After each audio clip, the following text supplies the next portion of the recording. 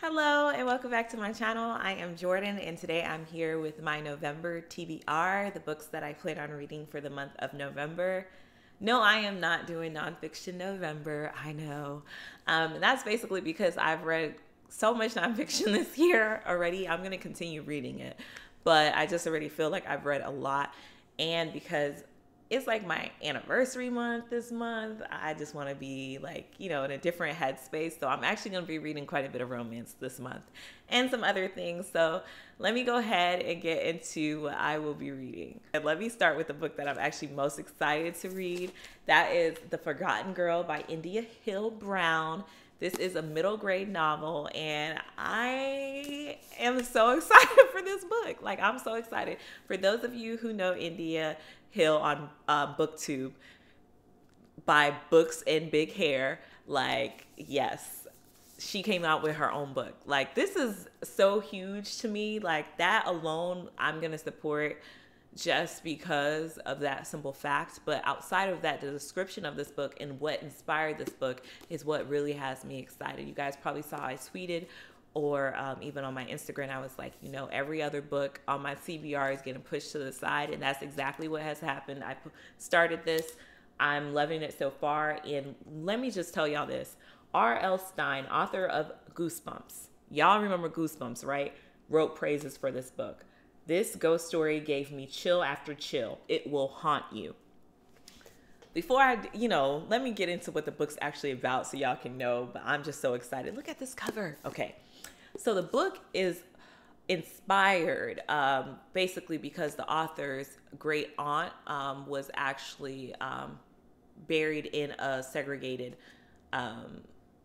graveyard, and it was a neglected or abandoned graveyard, and that's basically kind of the inspiration. There's more to it, and the author clearly describes that way better than I just did. But the book starts off with a young girl and her best friend, who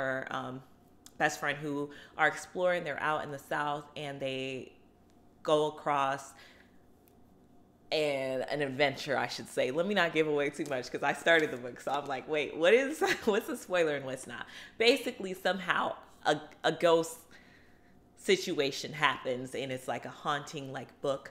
But I just already am appreciating this book. Like, certain things are just already being touched and talked about, and it's done so naturally and beautifully. I'm amazed. I was going to support the book regardless, but after starting the book and reading a little bit of the book, this was written so well, and it's such a creative story. And I can't wait to review this. I can't wait to finish this and review this, and y'all pick this up. Christmas is coming up. Get it for your nieces, your nephews, your friends. If they have kids, get it for them. Donate it to somebody. I don't know, but this, I'm excited. Okay, now back to our regularly scheduled program. Okay, so the next book that I think I'm just liking middle grade books and young adult books, because Jason Reynolds came out with Look Both Ways, which I love Jason Reynolds. I feel like Jason Reynolds is just going to be pure gold no matter what.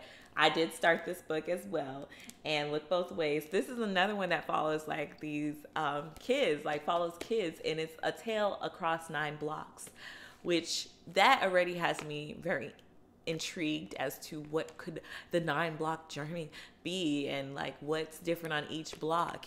How are the blocks different? And I tell y'all, I started this, and my little childhood and peeped out in so many things that I didn't even think about my own childhood. Seeing it written now in this words, and me reading it as an adult, looking in, understanding oh, that's what that was. Oh, that's what that was. Oh, the candy lady. Got it. That's what that was. That's why that was there. You're right. There wasn't no store that was walking distance for me to get X, Y, and Z. It makes everything come kind of full circle. And Jason Reynolds has a way, it's comedy. He's gonna make you laugh. He's gonna make you feel it, and it's gonna be good. And I'm saying this because I'm not that far. You see my little bookmark? It's not that far into it, but I didn't started it. So I know I'm gonna finish it. This one's good. So finally, a book I haven't started from the Reluctant Royal series is A Duke by Default. I know I love Alyssa Cole, but I I have not read this one. I haven't read it, and I need to read this one, and I need to read A Prince on Paper. So Prince on Paper, the hold is up. So I'm sure I'm going to breeze through this. I plan on reading this on my anniversary trip. I'm going to be reading romance because I feel like the theme fits. So I'll be planning on reading A Prince on Paper and A Duke by Default. Alyssa Cole, like, can do no wrong for me. Every romance book that I've read from her, every book that I've read so far has been pure gold. So I expect nothing less. I have high expectations, which could be a good or bad thing.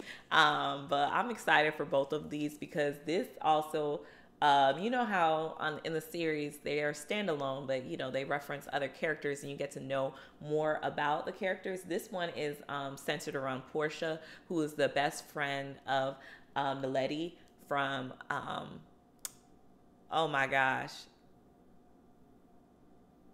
what was it called? A Princess in Theory, y'all. And that girl, she seemed like she had a lot of issues, not in a shady way. Like, you know, she seemed like she was a complicated or complex character. So I am excited to get to know more about what makes Portia Portia and all the ins and outs. And yeah, it seems like it's gonna be another good one, y'all. So I'm excited. And of course, A Prince on Paper, like I'm gonna follow that one too, because I gotta read everything in the series, and I have to do this before her next book comes out. So yeah, these two books that I'm talking about, one of these I'm almost done with, and I feel bad because I was so hyped for Dear Haiti, Love Elaine, and I really was hyped for it. But then you know how it is when your library hold, you didn't realize it came up and you forgot to renew. So that's what happened. So I had to give it back, and now I got it back and had to find my little place. And yeah, I'm gonna finish this one up. I already talked about this one, so we'll see how this one ends up finishing out for me. Right now I'm like at a 3.5. It could still be a 4-star. So we're gonna see how this one ends up finishing out. And then War Girls, this I talked about because I was so hyped to read. I haven't even cracked this open or started this, and I'm hoping because those two of the books that I mentioned are super quick reads and I should be done with them pretty quickly, and I'm already started them. I think that I will be able to get through this in November, so we'll see if I do. But yeah, quite an ambitious TBR per usual, you know. Lots on my radar. I'm excited to read these books. Please let me know if you plan on reading any of these, or if you have read any of these, or what you're planning on reading. I don't know. Let's just talk below. But I'll see you guys in the next one. Love and light. Deuces.